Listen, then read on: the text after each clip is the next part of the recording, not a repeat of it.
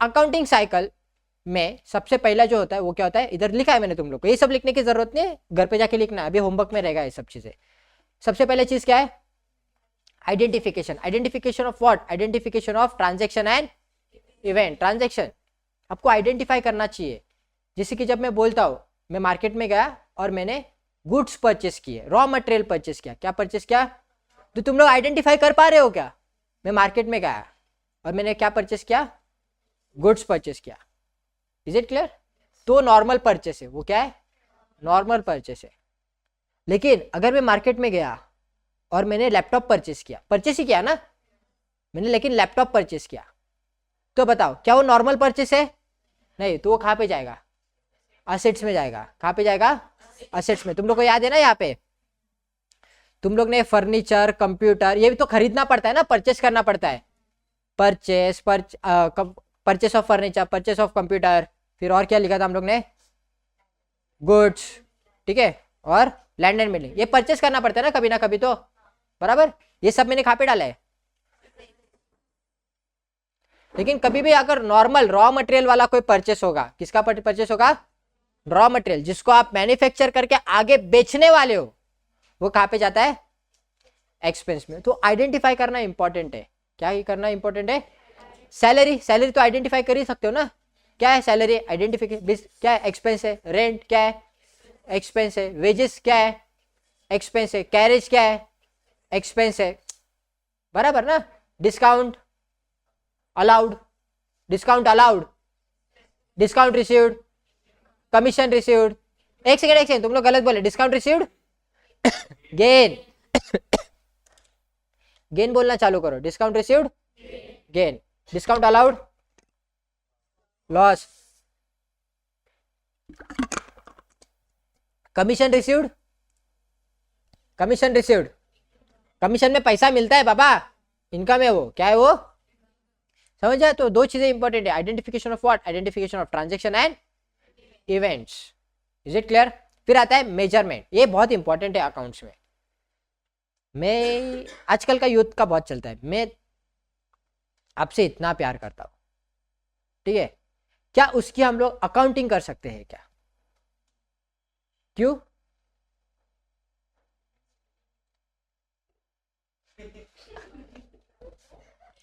मैं बता रहा हूं ना तेरे को नहीं, मतलब मैं नहीं बता रहा, तेरे जो भी बताने वाली रहेगी तेरे को 100% है।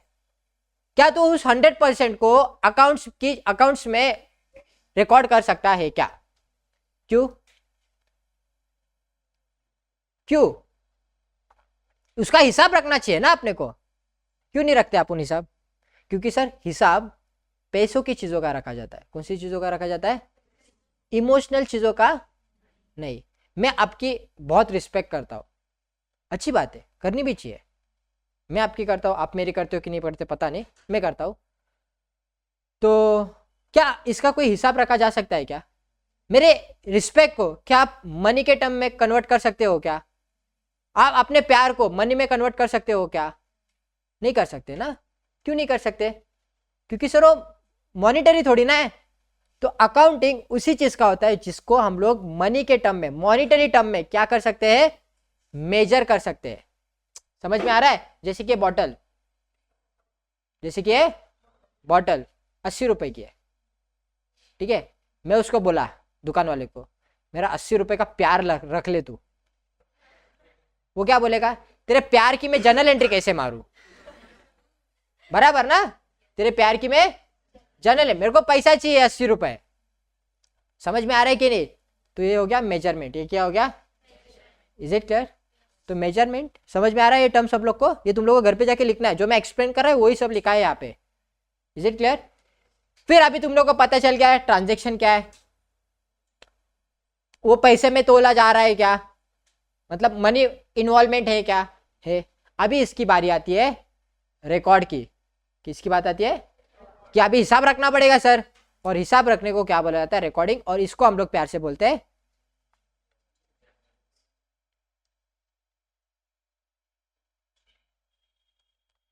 पूरे अकाउंट्स में, पूरे अकाउंट्स में अगर आप लोग को जर्नल एंट्री आती है तो आपको अकाउंट्स आता है। अगर आप लोग को जर्नल एंट्री नहीं आती तो आप बोलोगे ना मेरा था, आज मैं तुम लोग का अकाउंट्स पढ़ा रहा हूँ, कोई कुछ फेंके बिक्के मारना मत कि ये किधर से उठ के आ गया है। जब मैं 11th 12th और फर्स्ट ईयर में था तब तक मुझे जर्नल एंट्री नहीं आती थी, लेकिन मुझे बाकी सब आता था। फाइनल अकाउंट मैं फटाक से टैली, 15 मिनट में मेरा फाइनल अकाउंट टैली हो जाता था, एनपीओ टैली हो जाता था, उसमें दिमाग नहीं लगाना पड़ता।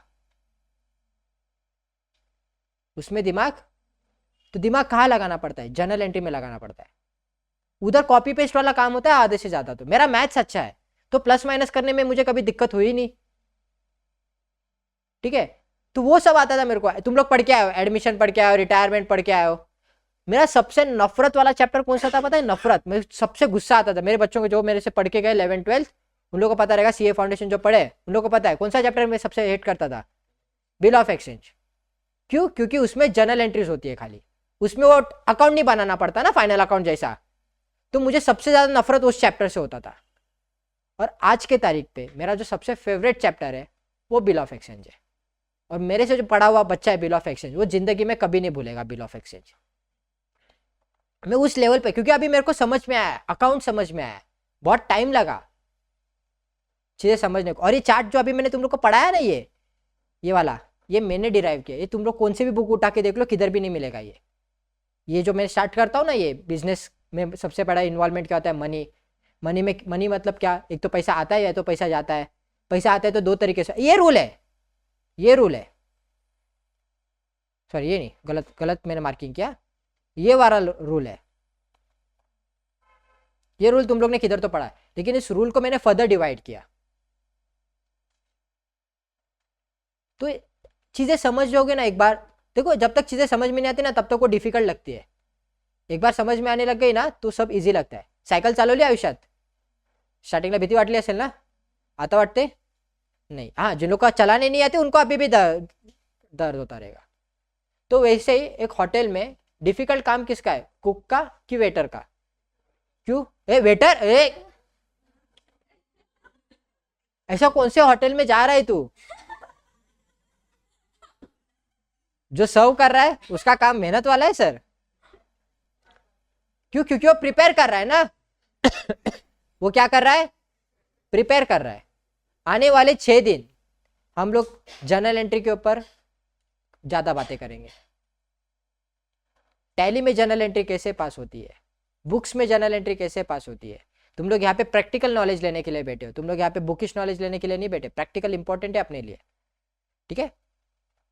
तो जर्नल एंट्री होती है। फिर उसके बाद आता है क्लासिफिकेशन। अभी जर्नल एंट्री से दिन में तो हम लोग कम से कम 100-150 ट्रांजेक्शन करते रहेंगे। एक जरा मजेदार वाली किस्सा सुनाओ। सब लोग अकाउंट्स के लेक्चर में आए हो, कैलकुलेटर कितने लोग लेके आए? 3 लोग है, 4 लोग है? अरे शर्म आ रही है तुम लोग को। मेरे क्लास के थोड़े रूल्स है। पहला रूल, कोई मोबाइल यूज नहीं करेगा, स्ट्रिक्टली प्रोहिबिटेड। कॉल आ रहा है, अर्जेंट है, उठाओ बाहर जाके, मैं नहीं रोकेगा तुम लोग को।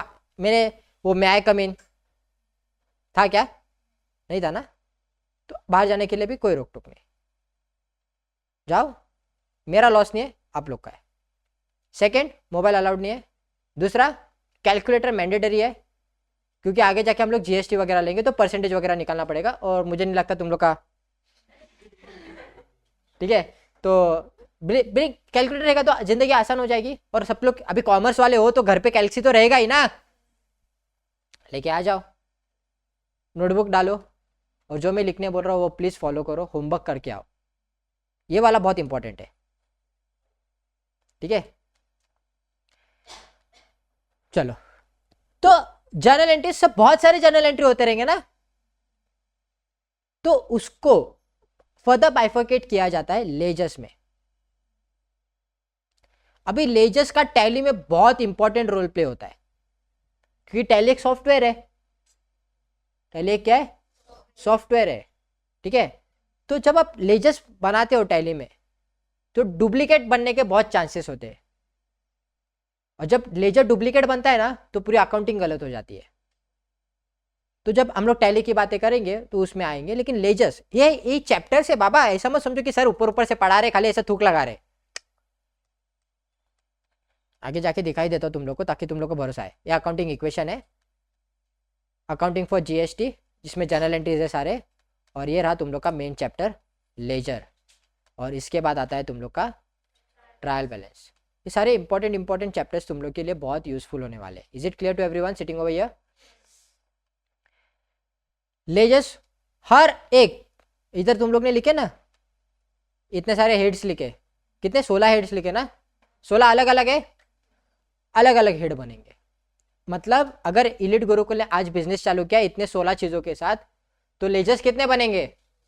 16। लेजर्स कितने बनेंगे? 16 बाय डिफॉल्ट लेजर्स बनेंगे। Is it clear? सर 17वीं चीज आई वेजेस, 17वां लेजर बनेगा। सर 18वीं चीज आई टेलीफोन चार्जेस, ठीक है, 18वां लेजर बनेगा। जैसे तुम लोग के कोई नया टर्म आएगा, नया हेड आएगा, इसको क्या बोला जाता है? हेड। ये सारे हेड है। कोई नया हेड आएगा तो उसका फटक से क्या बनेगा? नया लेजर बनेगा। बिना लेजर बनाए आप लोग टैली में जर्नल एंट्री पास नहीं कर सकते। एम आई राइट? ठीक है, चलो फिर आता है समरी। समरी मतलब क्या? जो तुम लोग ने लेजर बनाए उसका समरी, उसका क्या समरी होता है कि हमारे पास क्रेडिट बैलेंस के कितने लेजर्स है और डेबिट बैलेंस के कितने लेजर्स है, उसको क्या बोला जाता है? ट्रायल बैलेंस, जो मैंने यहाँ पे ऑलरेडी लिख के रखा है। Is it clear? फिर आता है तुम लोग का फिनेंशियल स्टेटमेंट, मतलब P&L balance sheet, income statement सुना रहेगा तुम लोग ने अपनी जिंदगी में, ठीक है। तो बचपन से पढ़ते आए, trading account and profit and loss account पढ़ा कि नहीं पढ़ा? बैलेंस शीट पढ़ा कि नहीं पढ़ा? कैश फ्लो स्टेटमेंट पढ़ा कि नहीं पढ़ा? नहीं पढ़ा। कैश फ्लो पढ़े क्या है तुम लोग? हाँ, कैश फ्लो बनाना पड़ता है ना, गुरुकुल में जितने लोग काम कर रहे हैं बनाना पड़ता है कि नहीं? मैं चाहता हूं मार्च से पहले तुम लोग कैश फ्लो बनाना सीख लो। क्यों? क्योंकि अपना साल खत्म हो रहा है और आप लोग अकाउंट्स की अच्छी सी ट्रेनिंग ले लो, क्योंकि अप्रैल से गेम चालू होगा फाइनलाइजेशन का, और राम सर बोलेंगे कि अप्रैल में ही इन हाउस ऑडिट क्लोज होने चाहिए। बराबर कि नहीं प्रणव? पिछले साल भी बोला था राम सर ने, इन हाउस पहले अप्रैल में ही खत्म, क्योंकि उसके बाद अपने को घूमना पड़ता है भाई। तो मैं चाहता हूं कि मार्च के पहले तुम लोग जितने भी लोग बैठे हो अकाउंट स्ट्रॉन्ग कर लो, क्योंकि फाइनलाइजेशन में बहुत हेल्प होता है इस चीजों का। Trading and profit and loss account को कंपनी के पॉइंट ऑफ व्यू से इनकम स्टेटमेंट भी बोला जाता है। क्या बोला जाता है? इनकम, ठीक है। और एनालिसिस, एनालाइजिंग, इसको बोला जाता है रेशियोज, ठीक है। मोनिका भाई, रेशियो आप लोग बिठाते हो बराबर, जब आप सीएमए बनाते हो, प्रोजेक्ट रिपोर्ट बनाते हो, तो यहाँ पे उस चीज़ों का यहाँ पे यूज होता है। तो एक अकाउंटिंग साइकिल में क्या क्या होता है? सबसे पहले तो आइडेंटिफाई करना पड़ता है। समझ में आ रहा है? साइकिल, मैं साइकिल पढ़ा रहा हूँ, आइडेंटिफाई करना है, फिर वो पहले चेक करना है कि उसमें पैसा इन्वॉल्वमेंट है कि नहीं है, फिर उसके बाद उसको क्या करना पड़ता है? रिकॉर्ड। उस रिकॉर्ड जर्नल एंट्री का क्या बनाना पड़ता है? लेजर बनाना पड़ता है, उसको बोला जाता है क्लासिफिकेशन। सारे लेजर्स को एक जगह पे लाया जाता है, उसको बोला जाता है समरी, और उसको बोला जाता है ट्रायल बैलेंस। उस ट्रायल बैलेंस का क्या बनता है? फिनेंशियल स्टेटमेंट बनता है। उस ट्रायल बैलेंस का क्या बनता है? Financial statement. और फिनेंशियल स्टेटमेंट से ये चेक किया जाता है कि तुम्हारा फिनेंशियल स्टेटमेंट कितना स्ट्रांग है, और वो स्ट्रांग है कि नहीं है चेक करने के लिए तुम लोग को क्या आना चाहिए? Analysing of ratios. एनालाइजिंग मतलब रेशियो, उसमें रेशियो होता है, जैसे करंट रेशियो होता है, डेब्ट रेशियो होता है, इक्विटी रेशियो होता है, ठीक है। वो सारे रेशियोज तुम लोग को आने चाहिए। इतना क्लियर है सब लोग को? इसको बोला जाता है अकाउंटिंग साइकिल।